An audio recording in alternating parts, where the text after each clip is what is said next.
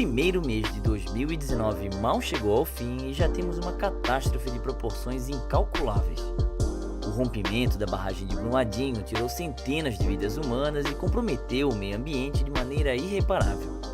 Infelizmente, desastres naturais como esse fazem parte da história do Brasil, com tragédias dessa magnitude cada vez mais frequentes, seja com fogo, vento, água ou terra. Hoje, no Laboratório 2000, vamos conhecer alguns dos acontecimentos mais destrutivos do Brasil.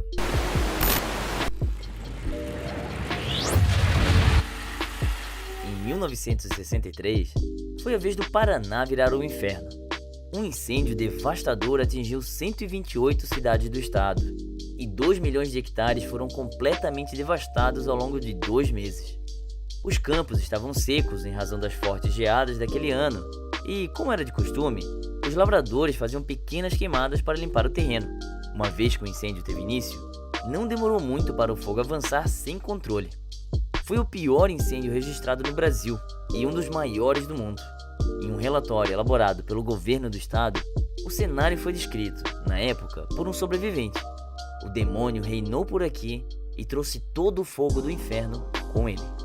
Outros incêndios marcantes da nossa história incluem o edifício Joelma, em 1974, a Boate Kiss, em 2013, e o Museu Nacional, em 2018. Mas foi a partir de 1998 que o Brasil aprendeu a difícil lição de que não é exceção para o resto do mundo no que se refere a incêndios florestais. Com essas palavras, começava o relatório oficial do IBAMA sobre o grande incêndio de Roraima, que consumiu mais de 1/4 do estado naquele ano, principalmente por causa da derrubada de florestas da região.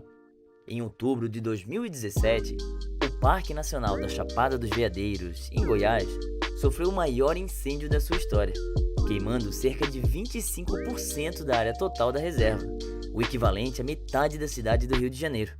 Caso tivesse ocorrido antes da última ampliação do parque, em junho do mesmo ano, um incêndio, que durou 15 dias, teria destruído entre 80% e 90% da vegetação.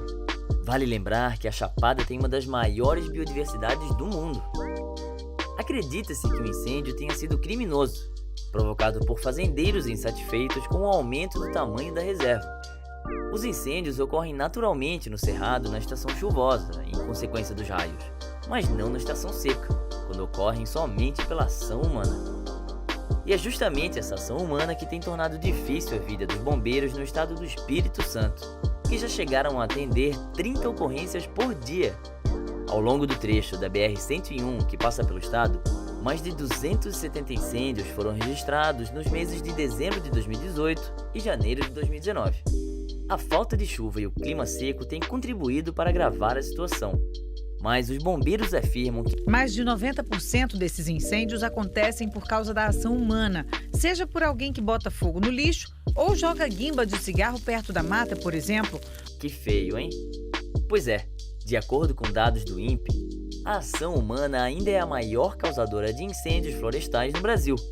De janeiro a setembro de 2017, foram detectados 185 mil focos de incêndio em florestas brasileiras.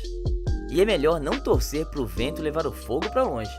Talvez você não saiba, mas o Brasil é considerado o segundo país mais propício para a formação de tornados, perdendo apenas para os Estados Unidos. Isso acontece porque o país faz parte do Corredor dos Tornados da América do Sul. Falando nisso, uma rápida explicação da diferença entre tornado, ciclone, tufão e furacão.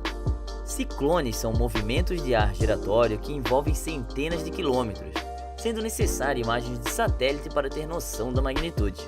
Os tornados atingem uma área menor e são visíveis diretamente, porém alcançam velocidades superiores. O grau de destruição é até maior que o do ciclone. Já tufões e furacões são tipos de ciclone que receberam nomes diferentes, baseados apenas na localização geográfica onde ocorrem. Mas voltando ao Brasil, o caso mais famoso aconteceu em 30 de setembro de 1991, na cidade de Itu, em São Paulo, quando um tornado atingiu uma intensidade 4 na escala Fujita, que vai até 5. Ônibus foram arremessados, mais de 2.000 casas foram destruídas e a cidade ficou devastada. Esse foi o maior e pior tornado da história do Brasil. Mas não para por aí. Em 2005, na cidade de Indaiatuba, São Paulo, tivemos o primeiro tornado com multivórtices a ser registrado no hemisfério sul e o primeiro violento do Brasil a ser registrado através de imagens. Em 2015, em Santa Catarina, 2 tornados atingiram o oeste do estado e cerca de 800 mil pessoas foram afetadas. E em 2018, um tornado de intensidade 3 atingiu 24 cidades gaúchas. Isso são apenas alguns dos casos mais famosos, pois entre 1990 e 2011 foram registrados pelo menos 205 desses fenômenos meteorológicos em território nacional. Esse aumento de número de tornados no Brasil se deve, principalmente, ao crescimento populacional. Com a urbanização do Brasil, muitas famílias deixaram as áreas rurais e foram morar nas cidades, iniciando um processo de grandes ocupações diárias. Ao longo do tempo, o despreparo e falta de planejamento urbano no Brasil permitiu que esse fenômeno social gerasse problemas de grandes proporções. Nas últimas décadas, foi alarmante as inúmeras tragédias relacionadas com desastres naturais. E por mais intenso que sejam os fenômenos, a falta e as más condições da infraestrutura no país tornam ainda piores os problemas a serem enfrentados. Praticamente todas as regiões do Brasil já sofreram com inundações. Popularmente usa-se o termo enchentes, mas há uma linha tênue que diferencia enchente de inundação. Na primeira, o nível da água aumenta, porém sem que isso gere o transbordamento. Quando isso ocorre, estamos lidando com uma inundação. Todo rio ou corpo d'água tem uma área em volta que costuma inundar em determinadas épocas do ano. Portanto, essas inundações, também chamadas de enchentes, são muito comuns. O problema é que, com o crescimento desorganizado das cidades, que não respeitam esse limite natural de transbordamento, esse fenômeno natural pode causar transtornos e destruir muitas vidas, como na enchente de Porto Alegre em 1941, no Rio de Janeiro em 1966, ou em Santa Catarina em 2008, quando cerca de 60 cidades e mais de 1,5 milhão de pessoas foram atingidas. Em 2011, uma enchente com deslizamento de terra no Rio de Janeiro matou quase 1.000 pessoas e deixou cerca de 35 mil desalojadas. Uma tragédia que muitos compararam com a do ano de 1967, quando um grande deslizamento de terra na região da Serra das Araras soterrou 1.700 pessoas e apenas 300 tiveram seus corpos encontrados. De acordo com o Ministério da Ciência e Tecnologia, deslizamentos de terra são a maior causa de mortes por desastres naturais.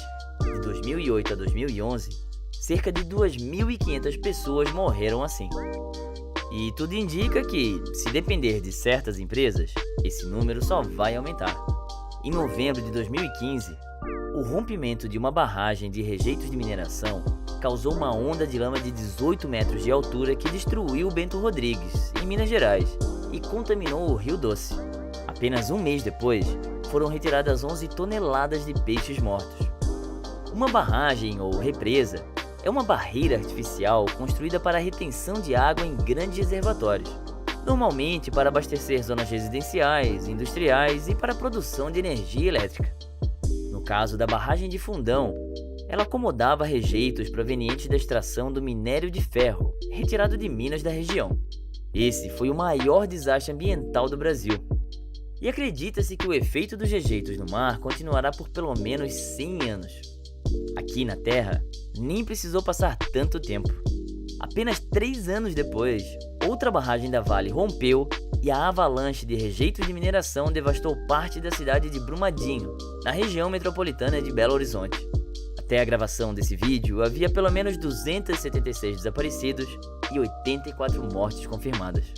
E o número de vidas destruídas não para de subir. Quando desastres como esses acontecem e os responsáveis não enfrentam as consequências, deixando um rastro de destruição para trás, devastando áreas inteiras de florestas, poluindo rios e contaminando o solo em prol de um consumo desenfreado e retorno financeiro, fica claro o poder de destruição não da força da natureza, mas sim da força humana. E aí pessoal, beleza? Aqui é o Ricardo, o editor dos vídeos, tá? A gente tem que passar um recado. Alguns de vocês perceberam no vídeo anterior que a gente deu um pequeno errinho, falando que a água era transparente e também pelo motivo dela ser azul. Na realidade, ela não tem o mesmo motivo do céu. e ela também não é transparente. A água é sim azul. A gente está deixando o link aqui embaixo do canal Ciência Todo Dia, que tem uma explicação bem rápida e bem legal sobre, e já vamos deixar eles de dica como um canal para vocês conhecerem. Beleza? Então é isso, até semana que vem no próximo vídeo. Valeu! Esse foi o Laboratório 2000. Se você gostou desse vídeo, clique em gostei e compartilhe com seus amigos. Se é a sua primeira vez no canal, se inscreva e até a próxima!